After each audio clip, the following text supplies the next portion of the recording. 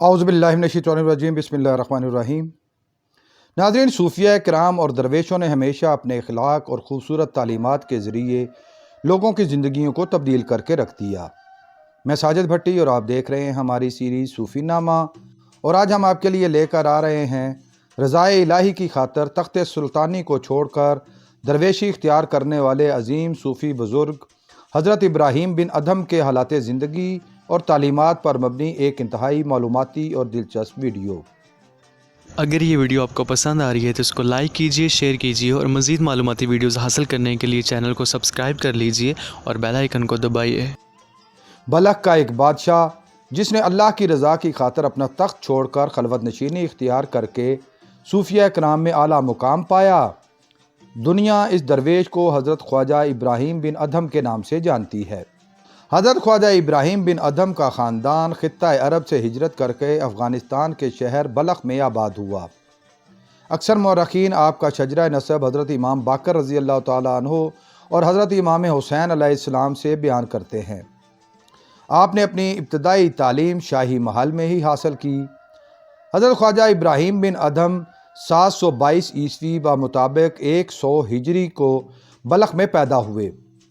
बाज़ मौरख़ीन आपकी जाए विलादत मक्का मुकरमा भी बयान करते हैं, मगर मौरख़ीन की अक्सरियत का इत्तेफाक है कि आप बलख में ही पैदा हुए। आपकी इब्तदाई ज़िंदगी के बारे में बहुत ज़्यादा मालूमात दस्तयाब नहीं, मगर तारीख़ से मालूम होता है कि आप शाह बलख के नवासे थे, जिसने अपनी ज़िंदगी में ही आपको अपना जाननशीन मुकर्रर कर दिया था। शाह बलख के इंतकाल के बाद आप बलख के शहनशाह और सुल्तान बने। हज़रत ख्वाजा इब्राहीम बिन अदहम का हकीकी नाम ख्वाजा अबू इसहाक़ इब्राहीम बिन अदहम बलखी रहमतुल्लाह अलैह था। अपनी जवानी की ज़िंदगी में आप एक रवायती शहनशाह थे। दुनियादारी, सिपाहगरी और सियासी अमूर ही आपका मशगला था। फिर एक वाक़या ने आपकी ज़िंदगी को यकसर बदल दिया और आप मादी शहनशाही को छोड़कर रूहानी सल्तनत के बादशाह बन गए और औलिया किराम में आला मुकाम पाया। इसकी तफसीलात हम आगे चलकर बयान करेंगे। आपकी तालीमात और नज़रियात ने लाखों लोगों को रुश्द व हिदायत की राह दिखाई। आपको इमामुल अर्ज़, मुर्शद खल्क, सैयदुल असफिया, सुरखील सूफिया, सुल्तानुल तारकीन, बुरहानुस सालिकीन और सैयदुल उरफा के अलकाबात से भी पुकारा जाता है। एक मरतबा आप रात को सो रहे थे कि छत पर किसी के दौड़ने की आवाज़ सुनाई दी। आपने आवाज़ देकर पूछा कि कौन है। जवाब आया कि मैं एक मुसाफिर हूँ और अपना ऊँट ढूंढ रहा हूँ। आपने फरमाया कि ऐ नादान, कभी ऊँट भी शाही महल्लात की छतों से मिले हैं? मुसाफिर ने जवाब दिया कि तुम मुझसे ज़्यादा नादान और बेवकूफ़ हो। कभी खुदा भी शाही महल्लात और मखमली बिस्तरों में मिलता है। इसके जवाब ने हज़रत इब्राहीम बिन अदहम की रूह और दिलो दिमाग पर गहरे असरात छोड़े। इसी तरह एक दफ़ा हज़रत इब्राहीम बिन अदहम अपने दरबार में तख्त पर तशरीफ़ फरमा थे कि एक अजनबी इंतहाई बारोब अंदाज में आपके दरबार में हाजिर हुआ और आपकी तरफ बढ़ने लगा। इसकी शख्सियत का रोब इस कदर ज़्यादा था कि दरबार में से कोई भी उससे सवाल न कर सका। वो अजनबी आपके सामने पहुँच गया तो आपने पूछा कि आप कौन हो और क्या काम है? अजनबी ने जवाब दिया, हुजूर, मैं मुसाफिर हूँ और सराय की तलाश में हूँ। आप नाराज़ हुए और कहा कि नादान, ये सराय नहीं बल्कि मेरा महल और दरबार है। इस पर इस अजनबी ने पूछा कि अच्छा ये बताओ, तुमसे पहले यहाँ कौन मालिक व हुक्मरान था? आपने जवाब दिया, मेरे बुज़ुर्ग। अजनबी ने फिर सवाल किया, आपने फिर जवाब दिया। अलगरज सवाल होते रहे और आप जवाब देते रहे। सिलसिला लंबा होता चला गया। फिर उस अजनबी ने पूछा कि तुमसे पहले वाले हुक्मरान कहाँ हैं? बादशाह ने जवाब दिया कि वो वफ़ात पा गए हैं और इस वक्त इस दुनिया में नहीं। फिर उस अजनबी ने सवाल किया कि जब इस जगह का कोई मुस्तकिल मालिक व मकीन नहीं, एक के बाद एक आता है और चला जाता है, तो फिर यह सराय खाना नहीं तो और क्या है? कहा जाता है कि वो अजनबी शख्स कोई और नहीं बल्कि हज़रत खिज़र अलैहिस्सलाम थे। इस वाक़या के बाद आपका दिल अमूर सल्तनत में ना लगता था। आपने तख्ते शाही अपने बेटे के सुपुर्द किया और ख़ुद तारके दुनिया हो गए। آپ تخت شاہی سے الگ ہو کر جنگلوں کی طرف نکل گئے اور پھر 9 سال تک جبل البشرا کے ایک غار میں خلوت نشینی اختیار کی۔ کہا جاتا ہے کہ جب ابو مسلم خراسانی کے دور میں علماء کرام پر مظالم ڈھائے گئے تو آپ ہجرت کر کے مکہ مکرمہ چلے گئے۔ مکہ مکرمہ میں آپ کی ملاقات حضرت سفیان ثوری رحمۃ اللہ علیہ اور حضرت فضیل بن عیاض رحمۃ اللہ علیہ سے ہوئی۔ آپ حضرت فضیل بن عیاض رحمۃ اللہ علیہ کے دروس میں شریک ہونے لگے۔ آہستہ آہستہ آپ حضرت فضیل بن عیاض رحمۃ اللہ علیہ کے گرویدہ ہو گئے اور آخر ان کے دست اقدس پر بیعت کر لی۔ حضرت فضیل بن عیاض نے آپ کو اپنی خلافت سے بھی نوازا۔ حضرت فضیل بن عیاض رحمۃ اللہ علیہ کو چشتی سلسلہ کا ایک سنگ میل شمار کیا جاتا ہے۔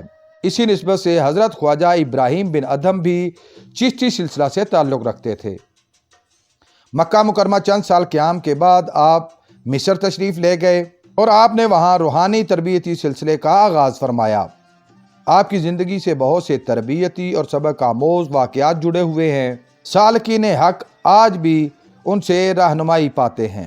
ایک مرتبہ آپ دریا کے کنارے اپنی گدڑی سی رہے تھے کہ آپ کے وزراء وہاں پہنچ گئے اور واپس تخت شاہی سنبھالنے کی درخواست کی اور فرمایا کہ آپ نے تخت شاہی چھوڑ کر کیا پایا ہے۔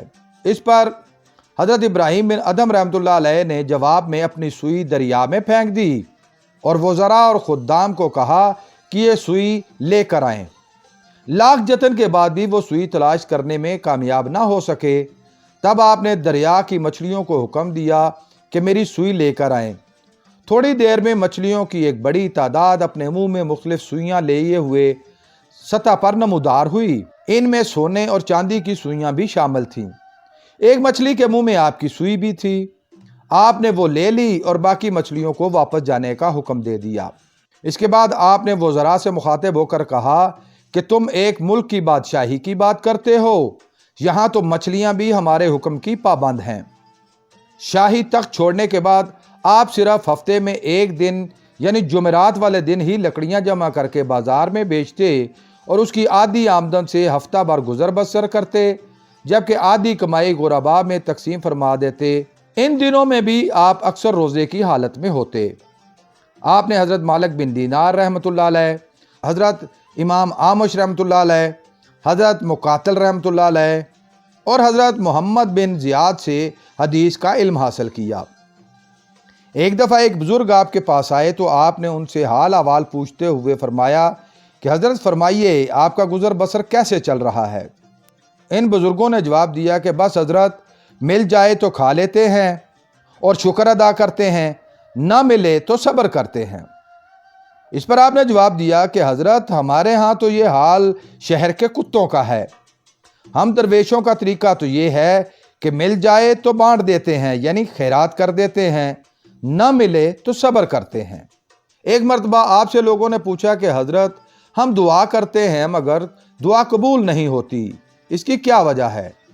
آپ نے فرمایا کہ ہم لوگ دعا کرتے ہیں مگر اللہ کی بندگی نہیں کرتے، اللہ کے رسول اور قرآن مجید کو پہچانتے ہیں مگر اطاعت نہیں کرتے، اللہ کی نعمتیں کھاتے ہیں مگر ان کا شکر ادا نہیں کرتے، جنت کے حصول اور جہنم سے نجات کا سامان نہیں کرتے، موت پر یقین ہے مگر اس کی فکر اور تیاری نہیں کرتے، ماں باپ کو قبروں میں اتارتے ہیں مگر عبرت نہیں پکڑتے، خود میں لاکھوں عیب ہیں مگر دوسروں میں عیب تلاش کرتے رہتے ہیں، ایسے میں دعائیں کیسے قبول ہوں گی؟